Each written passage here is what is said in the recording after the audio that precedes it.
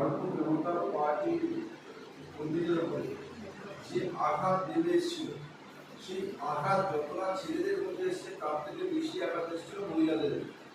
অস্বীকার করা যায় না, ছেলেরা দুটো আঘাত সহ্য করে নিতে পারবে, কিন্তু মহিলাদের উপর যে আঘাত এসেছিল ঠিক সেইভাবে দেখুন দুদিন অনুসারে দেখলাম কালিয়াগঞ্জ, কালিয়াচক সবসময় মহিলাদের উপরই আঘাতটা বেশি আছে।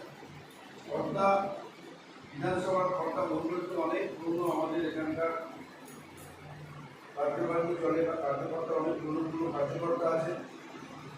গতবার লোকসভাতে আমরা মাত্র 1500 ভোটে আমরা এখান থেকে কম পেয়েছিলাম, 1500 ভোট। আমি যুবদের কাছে আগ্রহ প্রকাশ করবো যে যতক্ষণ না, আমার এটা ধারণা এবং উপনির্বাচন আছে, আমার ধারণা যতক্ষণ না মহিলা মোর্চা এনএসডিতে অ্যাগ্রেসিভ ভূমিকা অর্জন করবে এই লোকসভা, ততদিনে আমরা জেতার পক্ষে সেই রকম সুবিধাজনক জায়গায় পৌঁছবো না।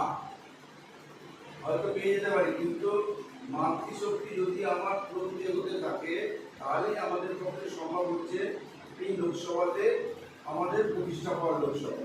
তো আমাদের এখানে 29টা মণ্ডল আছে, প্রত্যেকটা মণ্ডলে এখন আমার যা মনে হয় 12 থেকে 15 জন কার্যকর্তা অ্যাভারেজ পাওয়া যাবে, তাই তো?